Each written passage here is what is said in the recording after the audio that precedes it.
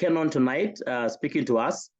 Kennon works with Mwalimu Biashara Ltd, and we are happy to host him tonight to share with us. Karibu sana. All right. Thank you very much, Pastor Isaiah. Great to have the people on board today, and it's my pleasure to join these wonderful people to talk about personal finances. I had a chance to listen to what Patrick Omeo did last week, and I was amazed. So in fact, what I did is I thought I will not repeat what Patrick has done. I will actually build upon it on what he did yesterday. So I have prepared a presentation for us in two sections. The first, you through a roadmap to personal financial management. When you hear personal financial management, what framework can you use? I'll be borrowing a lot from what you probably might have had before, but it's a way for us to think about it in a structured way. Then I have brought a bonus to us, something called the treasure chest. This is a tool that my company has developed that helps you get full control of your finances. I'll be talking about it in the second part. But let's get started. I know we did something on the chat. I want to invite us to do something here on the chat. If you got a gift of 1 million shillings today, what would you do with it? So you get 1 million shillings today, what would you do with it? We can have at least 2 people speak on the mic. The first 2 people, I think, will get the opportunity to speak on the mic. You can also feel free to put your answer on the chat. At this point, there's no right answer, there's no wrong answer. We are just having a conversation. If you got a gift of 1 million shillings today, what would you do with it? Caroline Baida has started us off. She would buy a piece of land. So Caroline is ready. She didn't have to think so long. She gets 1 million shillings. She will get a piece of land. Thank you very much, Caroline. Maybe a few more responses. If you got 1 million shillings today, Caroline will buy a piece of land. What would you do with 1 million shillings? I'm happy to get even someone to speak on the microphone. That's okay. Or you can put your answer in the chat. Or maybe you can give Caroline an opportunity. Caroline, do you want to talk a little bit about this piece of land? Why would you buy it? What size of this land would be? What would you do with it, Caroline? Maybe you're free to speak to us, Caroline. Tell us more about this piece of land that you're going to buy. You can switch on your microphone and we can have this conversation. Yes, thank you. I would buy a plot in one of the suburbs of Nairobi here, in where people are building homes out of Nairobi. Huko na nje kidogo, my plot. Huko na nje kidogo, and then you use this plot for your build up a residential house. I would, if I get money, I would want to build a house for myself. And if it has more space, then I put other houses for people to rent.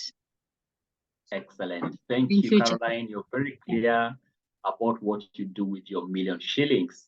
Maybe one more response. What you do with 1 million shillings if you got it today?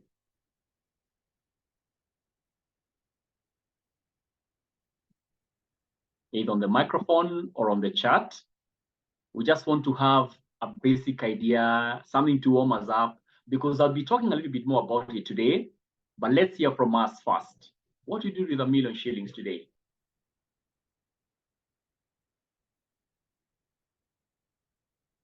Okay. We can work with Caroline's answer. If anybody has anything else to add, please feel free to put it in the chat.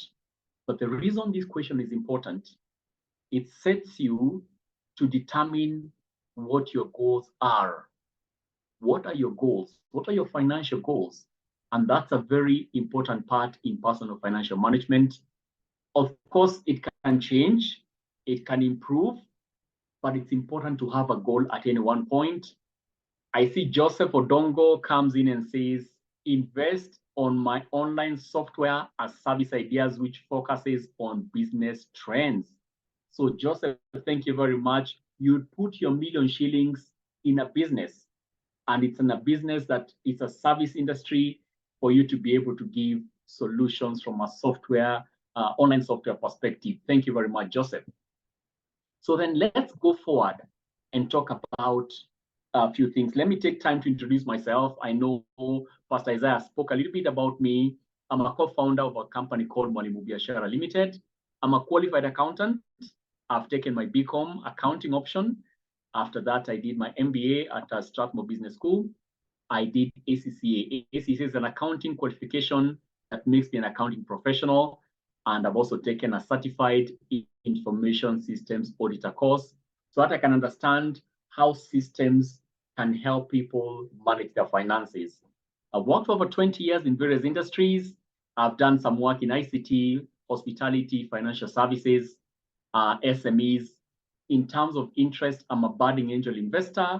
If I see a good business, I'll put my time, my money, and my expertise to grow the business so that we can share the profits from it. I do business mentorships.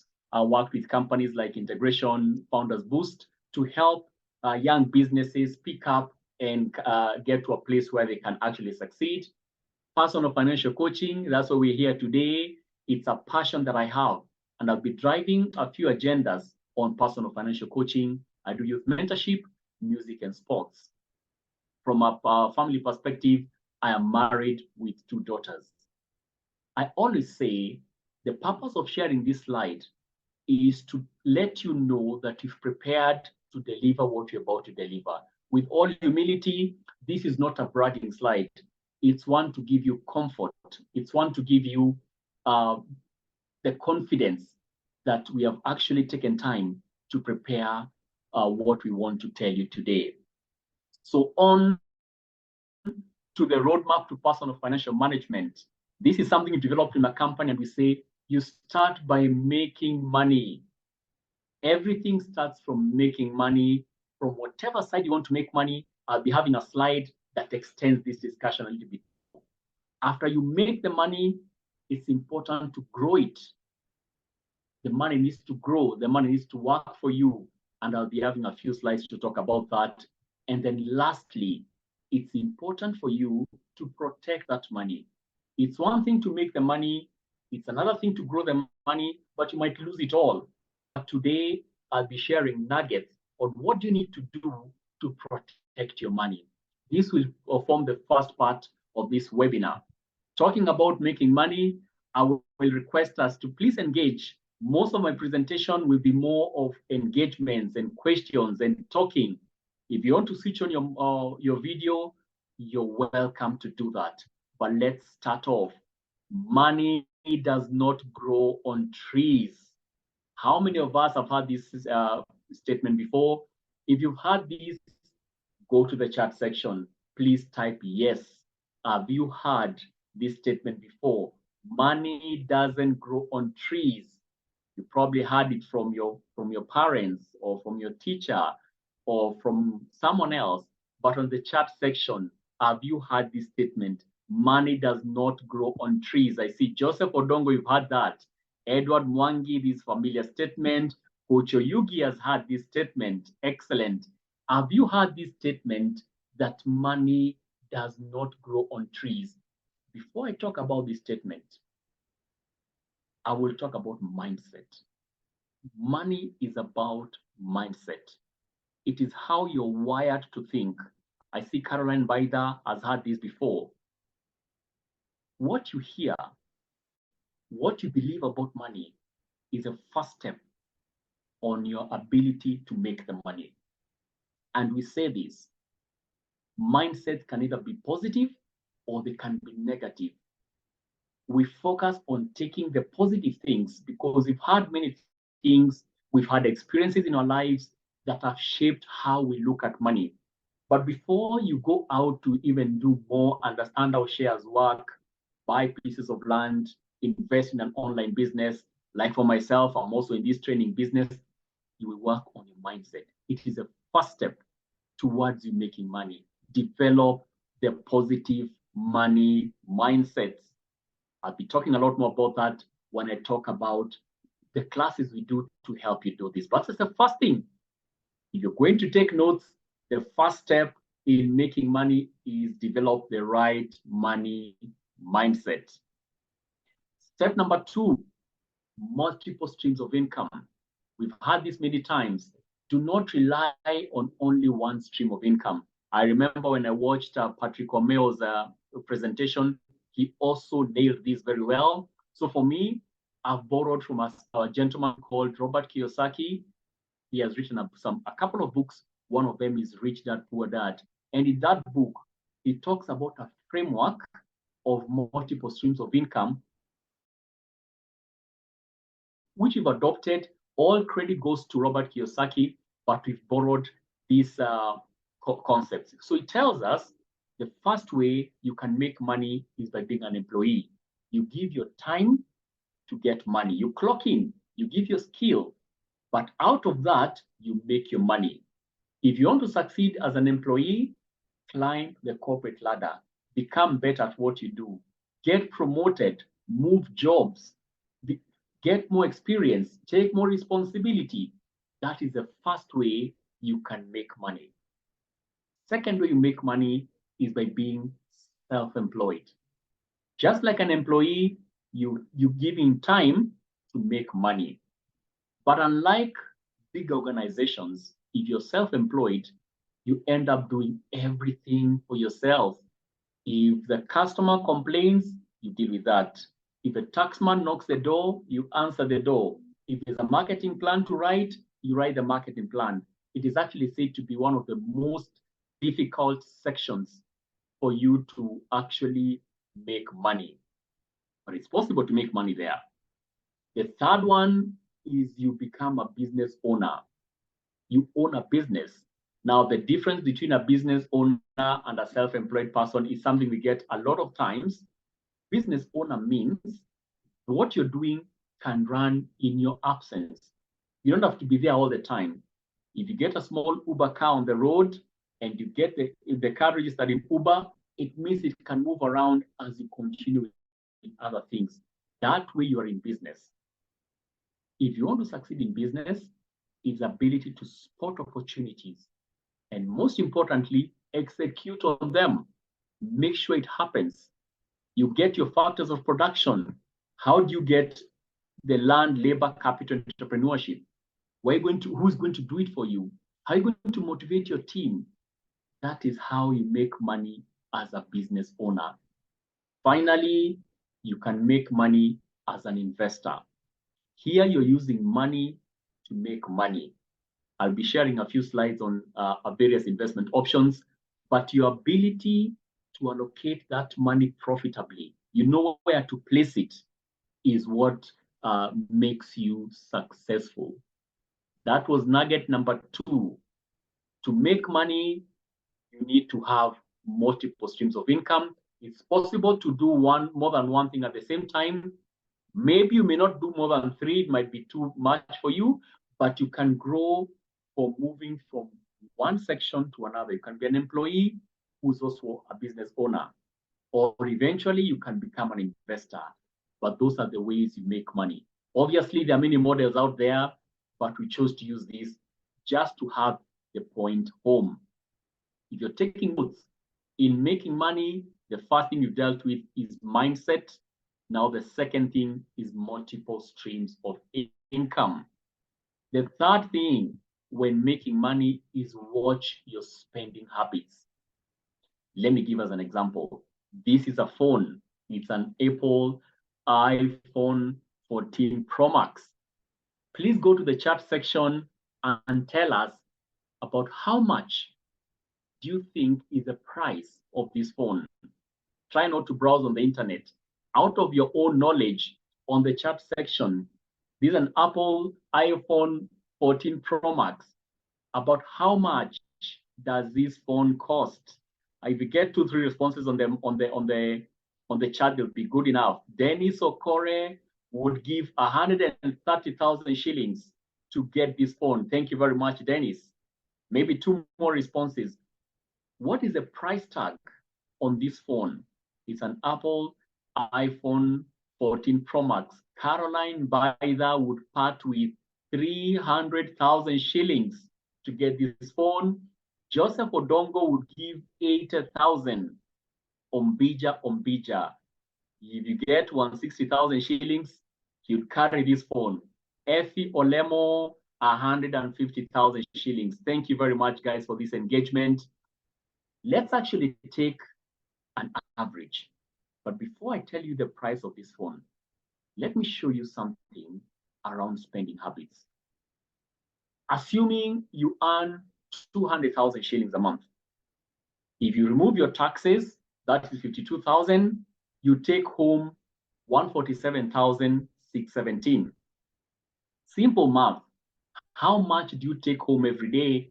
Is that 147,000 shillings divided by 30 days, you get 4,921. This phone, actually, the price is 269,000 the last I checked. With 269,000 shillings, you carry this phone home. But wait a minute. How much does the phone cost? There's a difference between price and cost. This gentleman or this lady who takes home 4,921 will need to work for 55 days to afford this phone. That is the cost. The price is the same for all of us, but the cost is different depending on our income. That's the third thing around making money. Watch your spending habits. Anytime you're spending, ask yourself, how much is it costing me? If you pay rent of 15,000 shillings, how many days do you need to work to afford to pay your rent? If you take that perspective, then the idea of making money changes. You ask yourself, surely 55 days to get a handset? No, let me get a cheaper one. It is still do the work. Sometimes you might want to get different things in life. But the third way, when you're making money, is watch your spending habits. That was nugget number 3 on making money. We are on to the second step. How do you grow the money? So you made the money. How do you grow the money? The first step is to manage debt. Now, debt is not necessarily a bad thing. But what I want to show you on this slide is to understand how it works. Once you understand how debt works, then you'll appreciate when to use it and how to use it. Here's an example of someone who's taken 1 million shillings to be paid over 5 years at 18%. These are the math. If he took that loan in 2022, he'll finish paying it in 2026.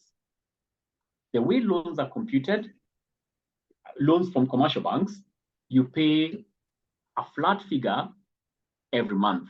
So in this case, if you multiply how much you're paying per month, the whole year, you'll be paying 3,000 or 4,721. Year number 2, the same 3,000 or 4,721, and so on and so forth. But there's something that happens in the background. When you pay your 3,000 or 4,721, the banks split that amount into 2. The principal and the interest. Principal, you're paying back the same million. If you look at the total down here. Interest is how much it's costing you to take that loan. And that's my focus today. So one way to grow your money is to try save this interest. So you take debt when it's extremely necessary. Instead, build a savings culture because debt is expensive. Now, I'm not saying debt should not be taken. If you take your debt and you put it in productive use, that makes you more money than the interest you're paying. So you take this 1 million shillings, you put it in a business or you put it in a venture that probably gives you 700,000 shillings over the 5 years. then you're okay, because you're making more money than you're paying the interest. Look at something else here. In the first year, the interest you're paying is 169,178. So out of your 304, 169 is the cost. Look at how much you're paying in the last year. You pay the same 304 to the bank, but when they split that amount in the last year, the interest you're paying is only 27,742. What is the takeout? Loans, when they start, are very expensive, but as you pay them, they continue becoming cheaper. You must have heard about the concept of a top-up. So imagine you paid this loan up to 2025, and at the point you want to go top up that loan. While there's nothing wrong with topping up, you go back to paying 169,000 shillings. With debt, go ahead and finish the debt, so that you can enjoy the final years when the interest is low. And ideally, at one point, live debt-free. Even if it means 5 years, 10 years, have a plan. You might get a debt to help you start off in life or start a business, but one way to grow your money is manage debt and target to live debt-free at one point. If you have any questions, please go ahead and put them in the chat. I'll be looking at them at the end of the presentation. The second way to grow your money is to save. Again, engage me on the chat, please. Let me know how much do you typically spend on lunch. Let us see. And I'm talking about normal lunch. No, normal lunch means the usual one, not the one that is company paid or a special lunch. The day-to-day lunch. Let's get a few figures on the chat. How much do you spend on your lunch on a typical day? You can choose what you spent today, what you spent yesterday, but on average, let us see a few numbers on the chart. How much do you spend on lunch? Let's see that. Any takers? Is that Joseph said 150 shillings? Thank you, Joseph. Caroline Baida would spend 200 shillings. Maybe two more responses about how much do you spend on your lunch. I have 150 from Joseph Odongo. I have 200 from Caroline Baida, and Belinda comes in with 100 shillings. That is sufficient. I see Noel Digger will give 150 for his lunch. So let's take an average of 200 shillings. If you take, and we're not saying you don't take your lunch, please take your lunch. But if you're able to save the equivalent of your lunch money, 200 shillings for 30 days is 6,000 shillings. If you're able to do that for 1 year, that's 12 months, that is 72,000 shillings. That's why we say, is it possible to take a holiday every year? By saving the equivalent of your lunch money, which is 72,000 in the example we've taken, you can hop into an SGR, go to Mombasa, get yourself an Airbnb, and enjoy 2-3 days of holiday, just by saving the equivalent of your lunch money. One way to grow your money is to develop a savings culture, being intentional, being consistent with your savings. If you want to put money aside, it is those small numbers that add up into big numbers. Establish an emergency fund. It means if you lost your job tomorrow, how many months would you last if you stopped earning tomorrow? Emergency fund means you're able to last about 6 to 9 months.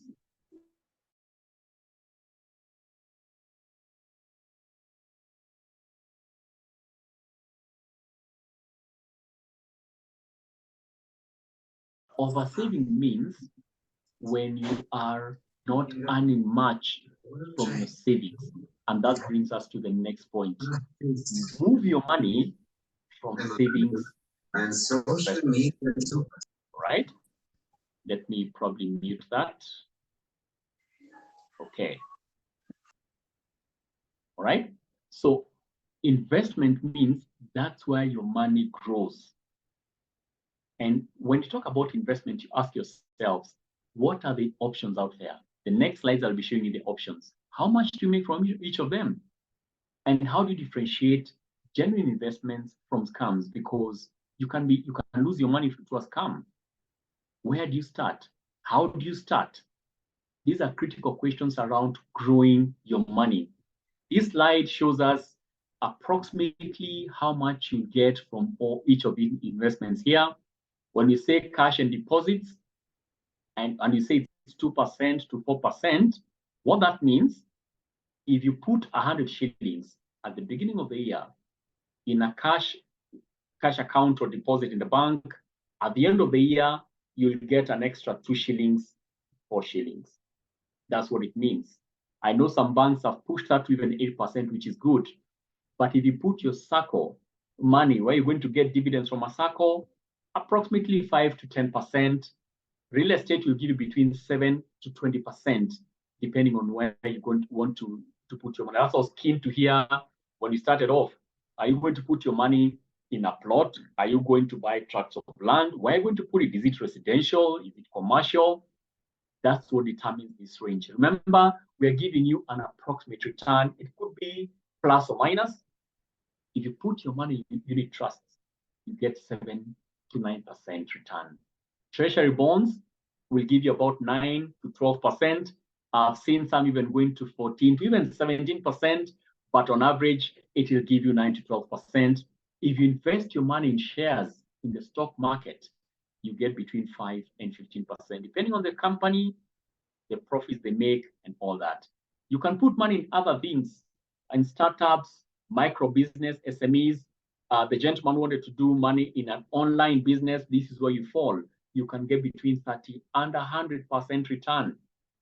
Then there's the new ones, Forex, blockchain, which will give you from 50 to 150. Hold on to this slide, because it's a slide around growing money. When we get to protecting money, we'll be talking more about, is it true you can get this kind of returns? Let's talk about something more around investments. Remember, we've managed debt. We have managed our savings. We've created savings as a culture. Now we are going deeper into investments. The power of compounding. I'm going to use a very simple example here. You've inherited rental property of country. It's currently fetching you 20,000 shillings a month. Now this weekend, you have a family meeting with your siblings, and you want to tell them how much will the family quickly have after 5 years. So this is just a scenario that I've created to help us understand the compound interest model. If you take that 20,000 shillings a month, multiply by 12, it means you're getting 240,000 a month.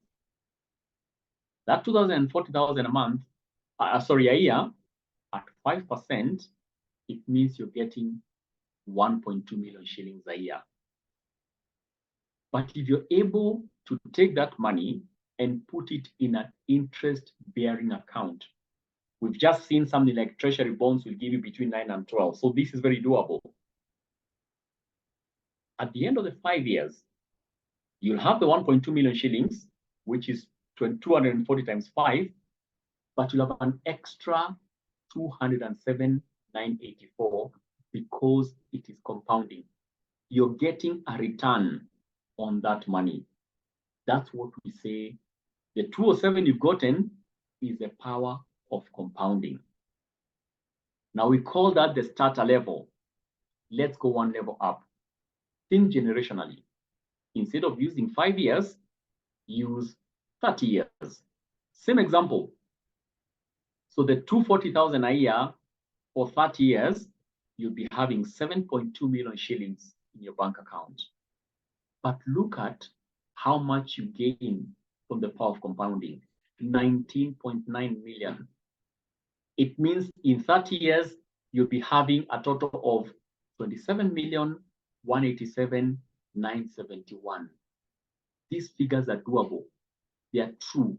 When you hear people say you're making generational wealth, or you find families leaving money for families, this is one way of doing it, right?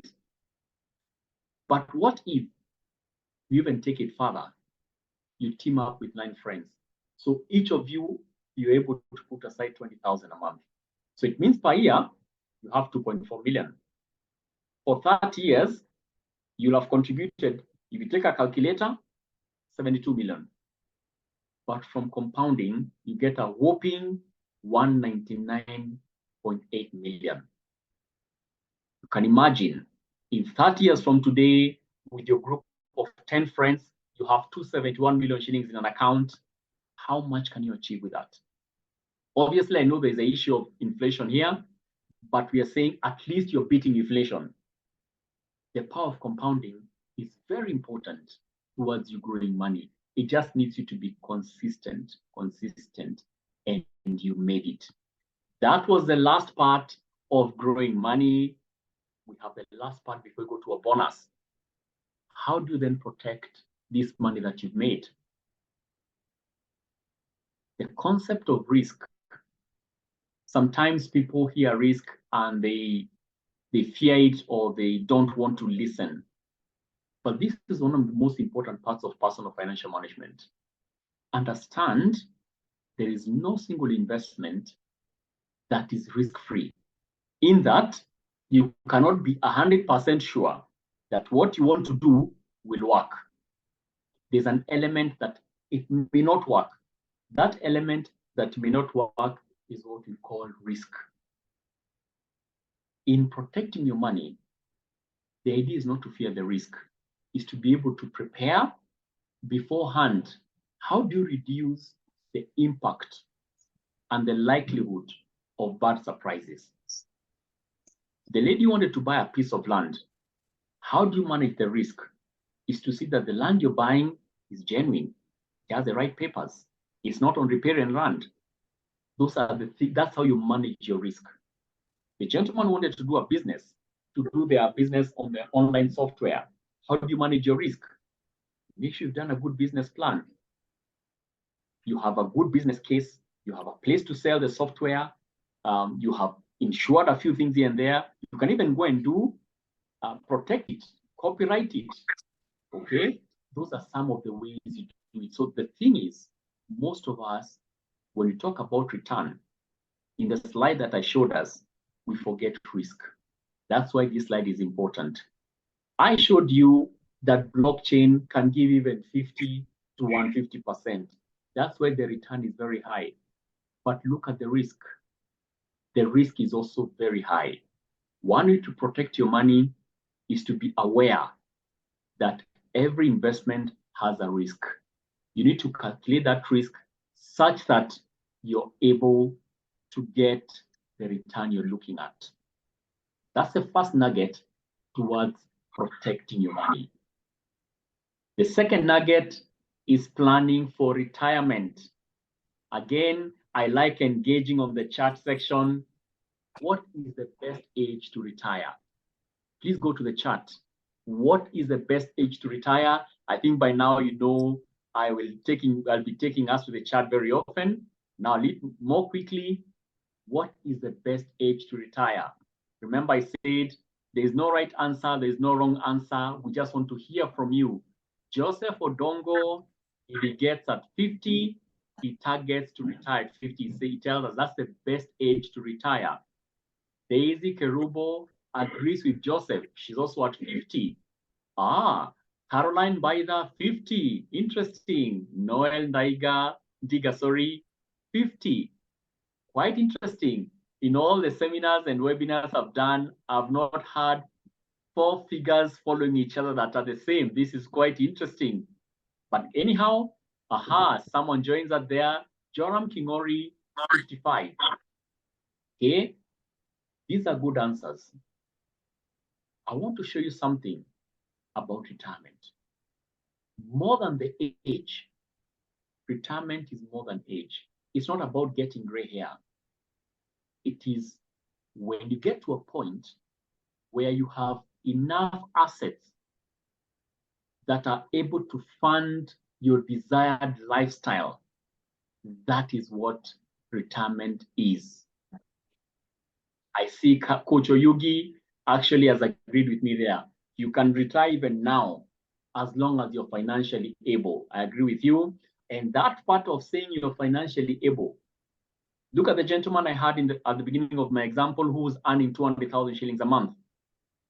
If that gentleman is able to have enough assets to give him 200,000 shillings a month without him having to work actively, that is the point of retirement.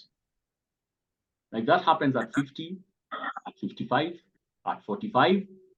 That is what retirement is. So one way to protect your money is always be aware. Where are you putting investments? Put them in places that is giving you a return, because that is how to prepare for retirement. Retirement, you don't prepare for retirement at 50 or at 55. You start building up on it early, and it's an important factor towards protecting your money. Lastly, about protecting your money is understanding your environment. Look at something called inflation. Right now, I was checking the numbers. Inflation in this country has gotten to about 9%. What does that mean? It means if you have an investment that's giving you 8% return, and inflation today is at 9%, you are actually losing money, because you're making 8 shillings for every 100. Inflation is taking 9 shillings from you. Understanding that concept about the environment is very important. Then the role of government. Look, when we go out there, and this is not about politics, this is about money. Politics is different. Politics means what will the money be used to do, that is different. That's not what I'm discussing. But from a finance perspective, you pay taxes of almost 50%. POI is 30%. After that, add VAT, which is approximately 16%. Add excise duty on the phones that we are taking, give it an average of 3 to 5%. So for every 100 shillings you spend, 50 shillings goes to taxes. One way to protect your money is using the laid down channels. Ask hard questions. Get things done for us. Follow the constitution. Follow what is laid down and protect your money. That way, we're not asking us to be activists. We are asking us to be aware that when you go to vote, what does it mean? When there's public participation, what does it mean? When is a bill being passed, how does it affect you? It's a way to protect your money. So ladies and gentlemen, we just concluded the first part of this webinar. What's your roadmap to personal financial management? Make the money. We've talked about mindset. We've talked about multiple streams of income and watch your spending habits. Item number 2, grow your money. What are you looking at? Manage debt, develop a savings culture, and enjoy investments and the power of compounding. Number 3, protect your money. How do you do that? Be aware of risk. Number 2, prepare for retirement and start preparing early. And number 3, about your environment. That is the end of the first part of this webinar. Great. I think this was a really great conversation. Thank you so much, Kennon. I am so inspired. First of all, this is just the simplicity with which you brought this information for me is just amazing. So I really, really thank you for coming on board, and thank all of you for also joining in to this conversation tonight. Kennon, please come on board and just give us a parting shot. Yeah, thank you. Thank you, Pastor Isaiah, and thank you for those sentiments that you put across. We are actually humbled every time we make a presentation. I must say, for us, we are out to serve people. We are out to use what God has given us to impart on people, and we are grateful that has come out today. Thank you also for the opportunity to connect with your community. As Mwalimu Biashara, we don't take it lightly. We are happy to have made one more friend or one more friendly group in our operations. And yes, personal financial management is real, it's possible. We focus on making it practical, useful, and simple as you picked. Because once we have this knowledge, then we start making good strides towards winning. Thank you very much, and God bless you. Thank you very much for being here tonight. Have a wonderful, wonderful week ahead, and God bless. Thank you so much, Kennon. We are so humbled that you took the time to be with us. God bless you. Thank you. God bless you too. Asanteni sana. Thank you very much.